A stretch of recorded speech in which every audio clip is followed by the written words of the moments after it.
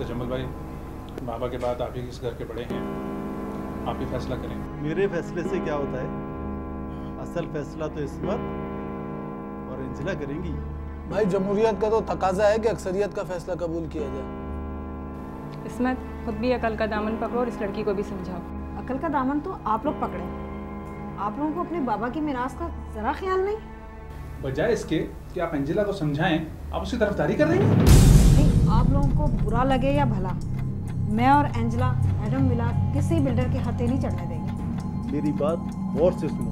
पूरे 25 करोड़ रुपए ऑफर कर रहा है शाहिद इमरानी। इससे अच्छी ऑफर हमें इस खंडर की नहीं मिलेगी। मामू, ये खंडर नहीं है, ये नाना की निशानी है। जब बड़े बात कर रहे हो तो बच्चे बीच में नहीं बोलते हैं। 25 करोड़ रुपए कम नहीं होते। अच्छी खासी खतीर रकम हम सबके हिस्से में आएगी। सबके मसाइल हल हो जाएंगे। तजम्मुल भाई, आप शाहिद इमरानी से बयाना लें और जल्द से जल्द ये सौदा तय करें। मैं ये सौदा हरगिज नहीं होने दूंगी। तुम होती कौन हो बीच में बोलने वाली? छोटी हो और छोटी बनकर रहो। ये एंजिला का ही नहीं, मेरा भी फैसला है। तुम माँ बेटी का फैसला नहीं मानते हैं। लोगों को पैसों की जरूरत नहीं है तो हमारी राह में रोड़े नहीं अटकाओ। तजम्मुल भाई, ठीक है, बस अब बहुत हो गई। मैं इस घर का बड़ा हूँ और मैंने ये फैसला कर लिया है कि मैं कल ही शाहिद इमरानी से मिलकर सारे मामला तय करूँगा। मैं ऐसा नहीं होने दूंगी। क्या करोगी तुम? मामू, अगर नाना की निशानी इस मकान का सौदा हुआ तो मैं ये मामला कोर्ट तक ले जाऊंगी। धमकी दे रही हो? बदतमीज। ये बदतमीजी नहीं है, उसूल की बात है। तुम घर के मामले को कोर्ट तक ले जाओ? मेरे पास और कोई रास्ता नहीं है। अगर तुम अदालत गई तो हमसे बुरा कोई नहीं होगा, समझी? मामू, मुझे धमकी नहीं दे। ऐसा नजर आ रहा है तो आप सबकी आंखों पे चर्बी चढ़ गई है। अपनी ही बच्ची को धमकियां दे रहे हैं। और इस बच्ची को कोई नहीं देख रहा। नाकल, बदतमीज। ठीक है, तुम कोर्ट जाओ, फैसला तो हो गया है। नुकसान में तुम दोनों माँ बेटियां ही रहोगी, समझी तुम?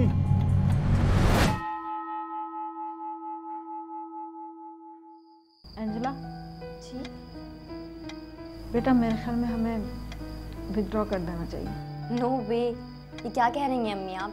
बेटा, इस दुनिया में सारा फसाद ही जन, ज़र और ज़मीन पर होता है और यहाँ मामला ज़र और ज़मीन का है। और वैसे भी हम अपनों से तसादुम मोल तो नहीं ले सकते। मुझे किसी की परवाह नहीं है। ये सब की अधरा तजम्मुल मामू का है। शाहिद इमरानी ने उन्हें शीशे में उतार लिया। बहुत बड़ा फ्रॉड है वो। बेटा, हवा के रुख पे चिराग नहीं जल सकता। अदालत में जाने का मतलब वकील की लाखों की फीस। कहाँ से करेंगे हम ये सब कुछ? अम्मी, आप उसकी परवाह नहीं करें। मैं एक बहुत अच्छी वकील को जानती हूँ, आमना कबीर नाम है उनका। मैरिट पर केस लेती हैं, फीस की भी ज़्यादा परवाह नहीं करती। बस आप बेफिक्र हो जाए। आप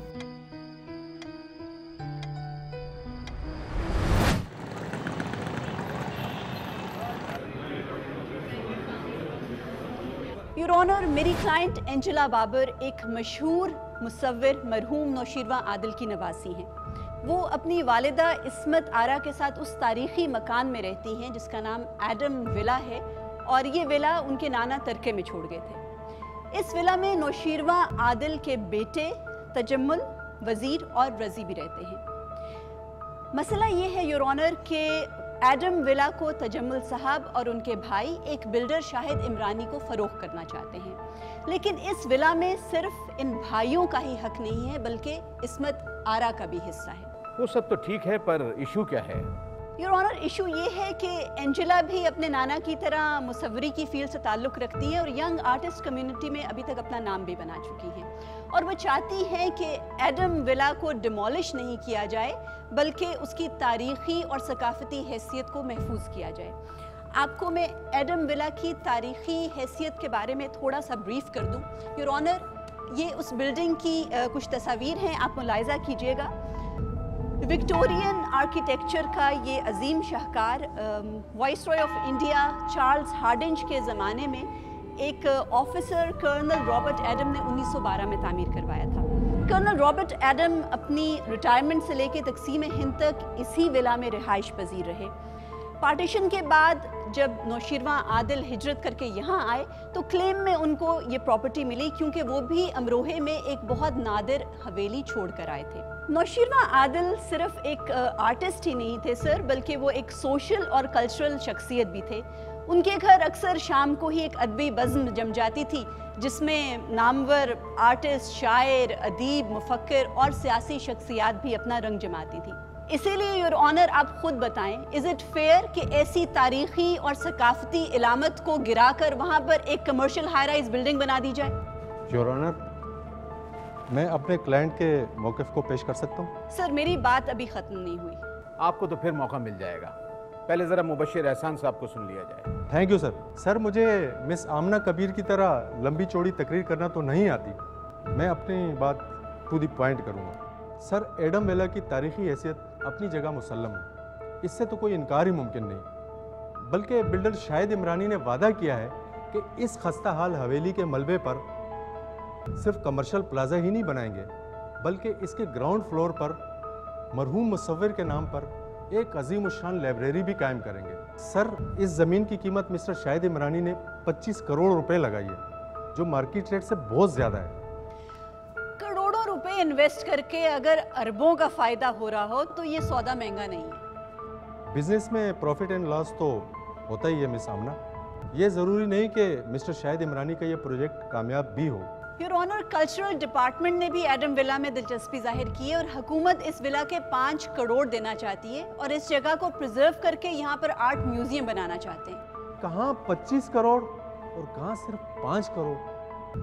सर, हुकूमत के वादों का कोई भरोसा नहीं। इलेक्शन करीब है, कल को अगर नई हुकूमत आती है तो ये मंसूबा तो फाइलों में ही दबा रह जाएगा। जबकि मिस्टर शाहिद इमरानी तमाम रकम यकमुश्त अदा करना चाहते हैं और मिस्टर तजम्मुल ने उनसे 50 लाख बयाना भी ले रखा है। क्या मिस्टर नौशीरवान आदिल ने अपनी प्रॉपर्टी के मुतालिक कोई वसीयत छोड़ी है?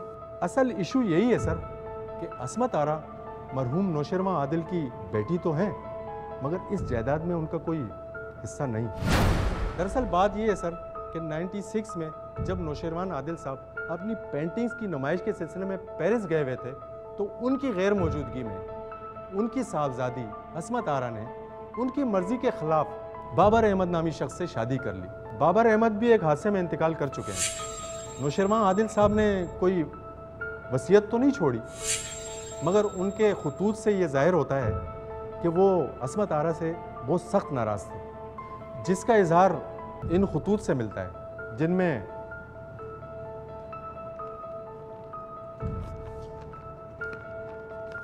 एक खत ये भी है सर, जिसमें नौशीरवान आदिल साहब ने पेरिस से अपने वकील को ख़त लिखा और उसमें उन्होंने कहा कि अस्मत आरा का इस जायदाद से कोई ताल्लुक नहीं। वकील साहब, क्या मुझे आपको ये बताने की ज़रूरत है कि शरई कवानीन में आग करने की कोई हैसियत नहीं है?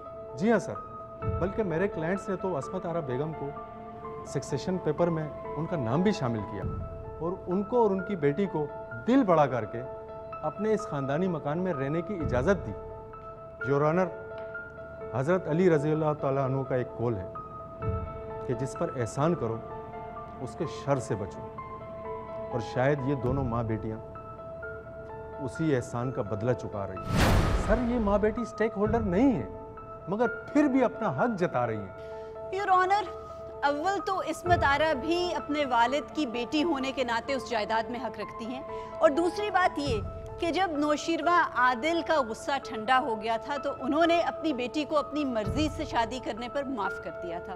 और इस बात का हमें पता चलता है, आखिरी दिनों में उन्होंने कुछ खतूत लिखे थे और ये खतूत मैं आपको दिखाती हूँ। मेरी क्लाइंट को इस बात का अंदेशा था कि ये मामला अदालत में उठाया जाएगा, लिहाजा ये खतूत उन्होंने पहले से हमें प्रोवाइड कर दिए। योर ऑनर, एडम विला एक मॉन्यूमेंट है और कोई भी मॉन्यूमेंट एक कौम की पहचान होता है, और किसी भी लैंड माफिया या लैंड ग्रैबर को हमारी पहचान हमसे छीनने का कोई हक नहीं होना चाहिए। योर ऑनर, एक अंग्रेज की बनाई हुई हवेली हमारी कौमी पहचान कैसे होने लगी?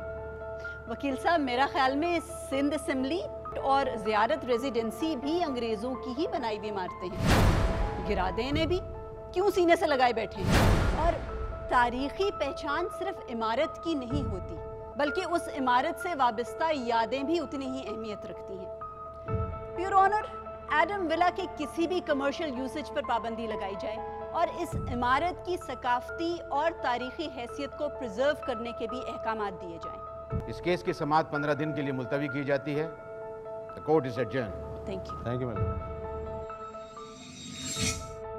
Sindh cultural heritage preservation act 1994 के तहत सिंध की हदूद में मौजूद तमाम आसार कदीमा और तारीखी, सकाफती और कौमी अहमियत की हामिल मकामात और इमारतों को महफूज विरसा करार दिया गया है। इन्हें मुनहदिम करने या इन तामीरात में रद्दबदल करने पर पाबंदी आयद कर दी गई है। मुतल्लिका कमेटी करार दिए गए किसी भी महफूज विरसे को खरीद कर या बतौर तोहफा सरकारी तहवील में ले सकती है। किसी भी महफूज विरसे का मालिक तहरीरी मुआहदे के जरिए अपनी जायदाद का मुहाफिज करार पाएगा और इस कानून की पासदारी करते हुए अपनी जायदाद के तहफ़्फ़ुज़ को यकीनी बनाएगा। अगर मालिक समेत कोई भी फर्द करार दिए गए महफूज विरसे को किसी भी किस्म का नुकसान पहुंचाता है तो उसे 1 लाख रुपए तक का जुर्माना और 3 साल तक की कैद की सजा हो सकती है। इस कानून के तहत कराची में 600 इमारतें महफूज विरसा करार दी जा चुकी हैं और मजीद 400 तारीखी इमारतों की निशानदेही की गई है।